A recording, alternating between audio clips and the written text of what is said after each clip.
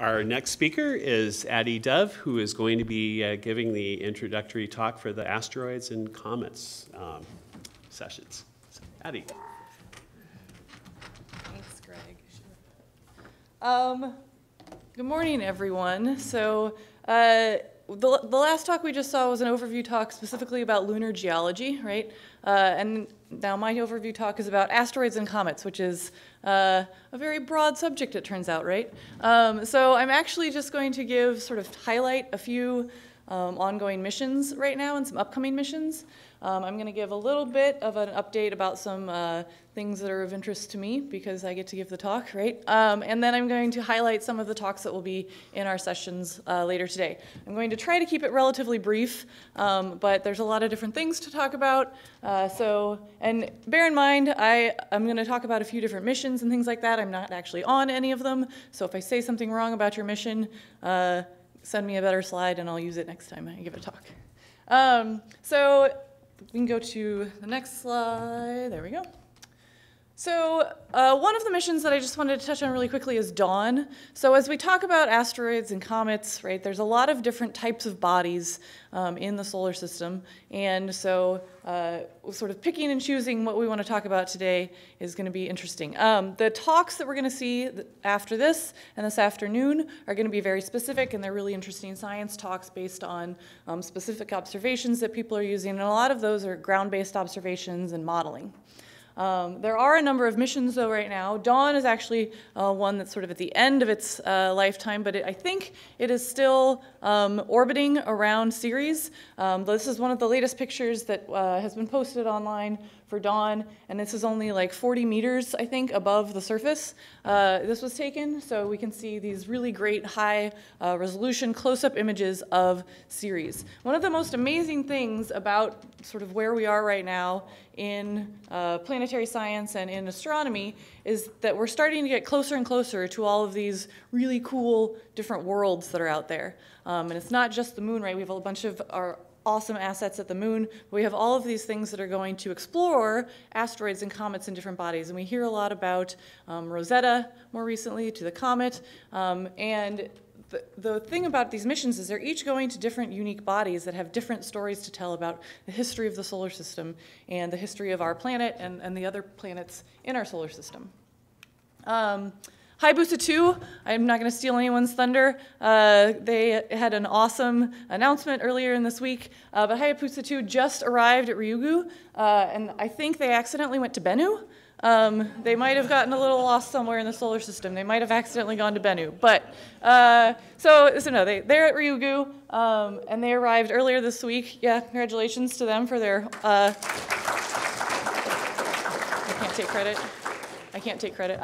But we can call it sort of an orbital insertion, but it's not actually, right? They just are basically now at the same orbit as the asteroid. One of the really challenging things with missions to small bodies is what do you define as like being in orbit around these bodies? Most of the time it's that you're basically in the same orbit with that body. And so now Hayabusa 2 is going about a centimeter per second. Its like final arrival speed was about a centimeter per second matched to Ryugu's orbital speed. So it's basically sort of parking there near it, and it's going to do a really ambitious mission in which they send a lot of different assets down to the surface. They're going to have a lot of different touchdowns. They're going to have a sample return. And so it's really exciting to see how this is going to go. And they're just starting their near proximity operations.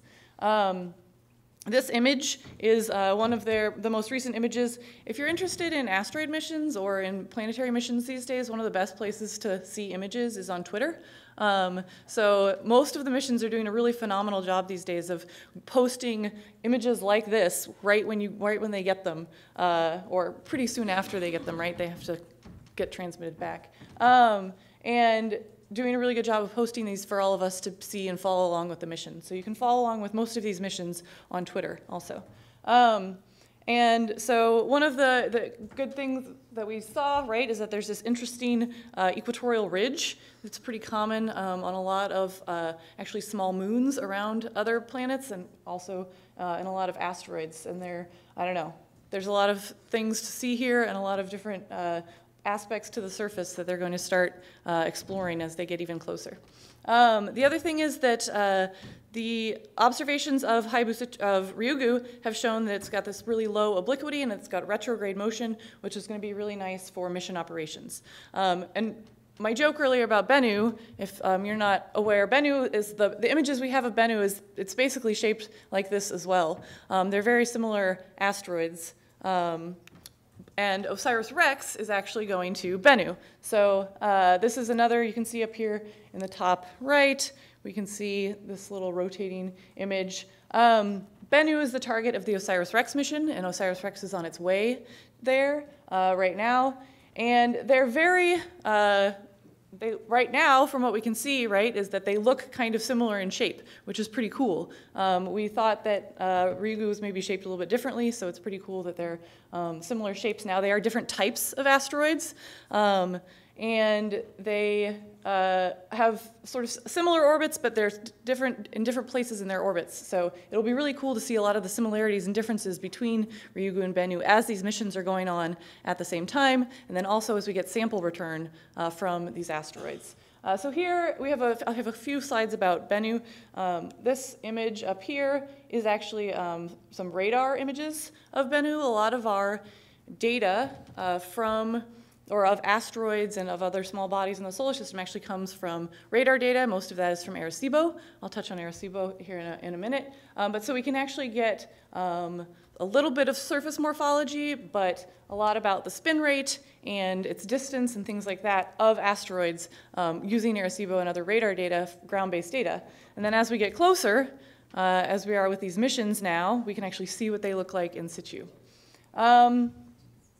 Go to the next slide. So OsirisRex, we are about here in 2018. So you can see Bennu's arrival is coming up very soon also, toward the end of the year. Umberto, or anybody in the audience, what's the exact date? August. August date is when we will arrive. Yeah. So we have a couple months left till we get to Bennu, right? So we're going to have these two really exciting missions happening at the same time. OsirisRex also has a really ambitious mission planned. They have this whole encounter phase. They're going to map everything out, map Bennu out. Then they have an encounter phase, touch down on the surface, and then I think the next slide here talks a little bit about touch and go, and then bring a sample back from the asteroid. I wanted to talk a little bit about the touch and go maneuver because my research interests are in surface science and in dust and regolith. And so one of the cool things that they're going to do with the touch and go tag SAM instrument is that they're actually going to go to the surface, put a device down, this cool, like basically a little suction device kind of. It's not, they blow some gas down, they get some regolith entrained, and then they're going to take that capsule up and bring it back to Earth. And so basically what the complicated things are, right, with going to an asteroid that we only have currently, or before OsirisRex was on its way, the best images we had, right, were from these radar images and from some other models that we had of an asteroid.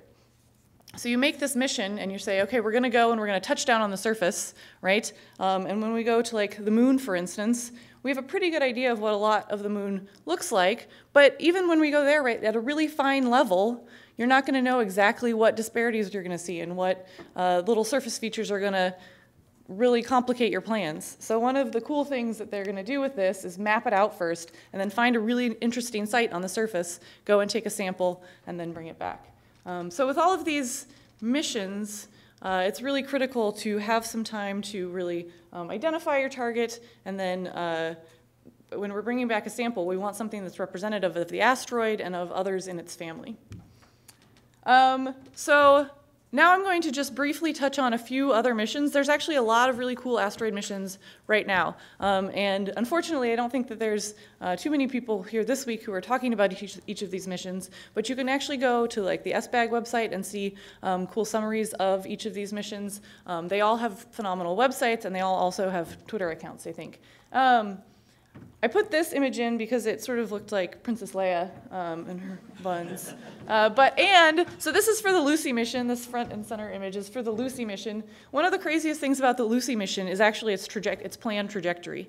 So it's a sort of a Trojan rendezvous mission. So it's going to rendezvous with some Trojan asteroids that are, here you can see where they are in their orbit around near Jupiter, right?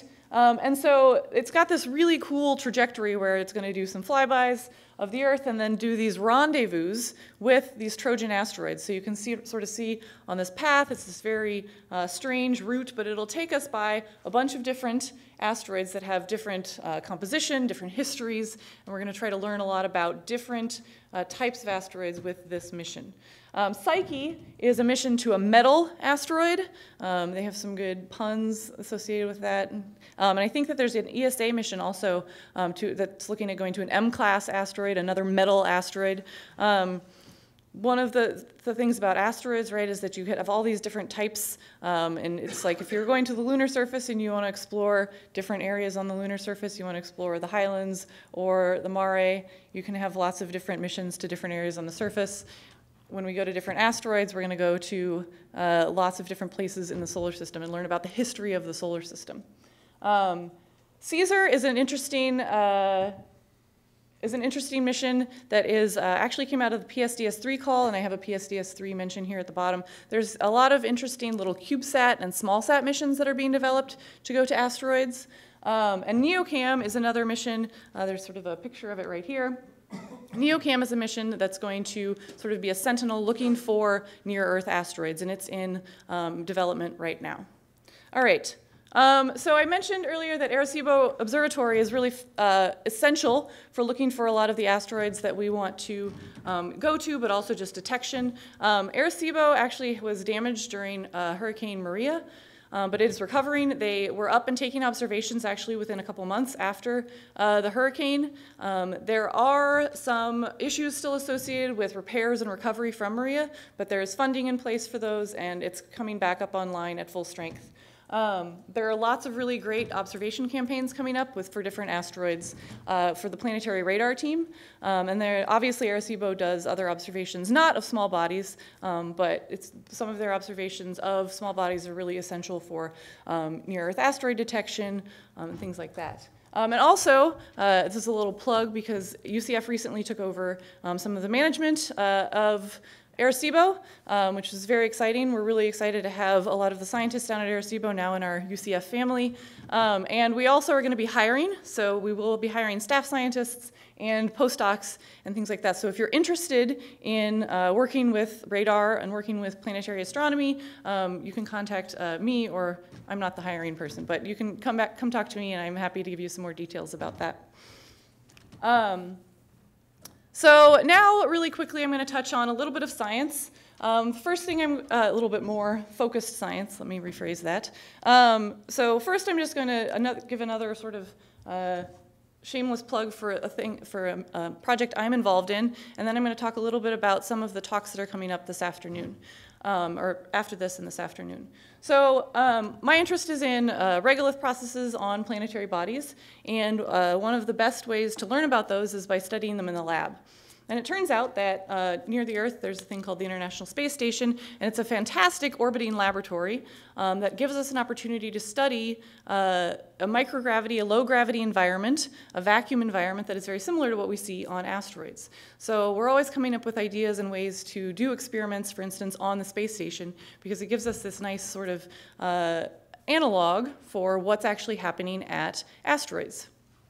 The gravity levels are similar. There's these interesting vibration environments that come from the fact that you have astronauts walking around. They don't really walk around, right? Flying around and running into things. You have Soyuz docking with the station. You get all these interesting vibration events that are very similar to what we might see on asteroids. And so we have this facility that we're building right now called Hermes. It's a facility that will be in what's called an express locker. So it's about this big, an experiment that's about that big. And the idea of this facility is that we will be able to send up experiments that study regolith processes on asteroids in relevant environments using sort of whatever idea you have. So it's a facility that we're building. We'll have cameras, other data available, and you can send up, basically, as you can see here, a tube of regolith and do an experiment in that tube that helps you understand a little bit about your science and what you want to know about an asteroid. So right now we are building the first round of experiments. They're going to sort of follow up to some previous experiments we did in an experiment called Strata. I have a next slide is a little bit more about the science. So the idea of our first sets of experiments are that they are looking at regolith properties in microgravity in these vibration environments. We can actively perturb them. We can see what happens when you stick a penetrometer into a regolith surface, right? Which is super important for any of these landed missions that I was just talking about. There's a lot of analogies between what we can explore up on station and what OsirisRex and Hayabusa are going to be exploring actually on the asteroid surface. So I'm going to now go briefly through a couple of slides that I received from the different sessions we have today. So first up, we'll have Julie Brisset, and she's going to be talking more about super awesome laboratory work, trying to understand what happens on small body surfaces. After that, we have Dan Britt, who is going to be talking about serpentines, and he sent me this very interesting plot of relative mass versus temperature. So this is just telling us a little bit about how mass is lost, or how different types of asteroids and different types of minerals are going to experience mass loss at different temperatures. This is very relevant because we want to explore what happens throughout the orbital evolution of asteroids in the solar system. So if you want more details on that, go to Dan's talk. After that, we have Umberto Campins, who will be talking about space weathering on primitive asteroids. And this is super relevant to both Bennu and Ryugu. He has found that there are these spectral differences that could be associated with space weathering. And there's this really interesting agreement between both observations and some more recent laboratory results. That the older terrains are actually expected to be bluer than younger terrains. And here you can see, or on the next slide, he'll talk a lot about how these sample return targets lack the 0.7 micron feature and are actually more like the Polana family. So again, there are different types of asteroid families that we want to explore. And then there's this agreement between the observations that we might be able to really look at more in depth with these missions that are going to these asteroid surfaces. And then we have, in our afternoon session, we have a number of talks that are going to talk about water ice on near-Earth objects and some different structures of asteroids. We also then are going to have Sandy Springman talk about comets and comet observations from Arecibo. So she is going to, talk about some cool observations of the nucleus and the coma of a comet that have actually been observed from radar at Arecibo. And some implications for mass loss and the particle sizes we can detect with this radar data. And then that will end our day, and so I think you should all go, I know we have 2 sessions going at the same time, but there's going to be a lot of really varied and dynamic talks at the Asteroids and Comets session, so I encourage you to attend all of their talks. Thanks.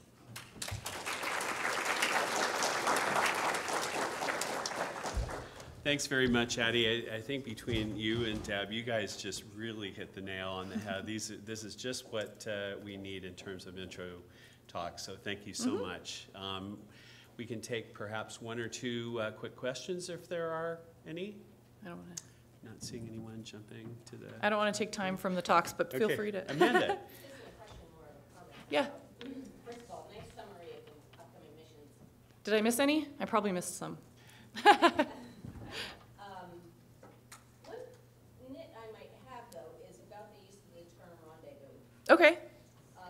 Which says, in my mind, that a spacecraft might be spending a little time at a target. Okay. As distinct from flyby, Mm-hmm. being whizzing by. Mm-hmm. And I believe, that, although I don't work on Lucy, but there's probably people here who do, but I think that they're doing flybys and not rendezvous. No, they're flybys. They're flybys, yeah. Okay. So Sorry. I think we should be sure. Yeah, yeah. Not promoting a misconception. Yes, so things like Hayabusa and OsirisRex are definitely rendezvousing with their asteroids. But yeah, Lucy is a flyby mission. As you can see from the trajectory, right, they're whizzing past a bunch of different types of bodies. Please. Rendezvous would be cool, though. It's a very brief rendezvous. No, it's a flyby. Carly? I'm on the Dawn team. Oh, actually, Carly, yeah. could you, Grab that there's, yeah, there we go. Ashcon? Oh. Okay. Oh. And everything you said is true. We now are in this super, super low orbit. Yeah. And the data are coming back. They are awesome. We've never seen a planetary surface like this. There will be some press release shortly. Okay. So stay tuned. It's terribly exciting. Yeah, the last updates I could find were that they were going into that orbit, and then I didn't see any more updates, and I was like, I hope it went okay. Yeah. But it seems Well, like it went fine, but that was only like a month ago, so. Yeah, I'm not releasing anything other than it's been successful. Awesome, yeah, yeah. Some of the images returned from Ceres have been phenomenal. So I was wondering about that. Can you, Meters, and I was wondering if you meant kilometers. When you said I think its closest approach is, the distance. it is kilometers. It's gotta be kilometers, But its closest right? approach is, what is it now? It's like, I should know that number, but I can't. That's okay, I just Yeah. wanted to know. because Yeah, yeah, I thought sorry, it did had I to say be meters? kilometers, but then you Oh. said it's That's really, okay. really Yeah. close, and so I thought we know maybe. what you meant. No, the resolution is meters.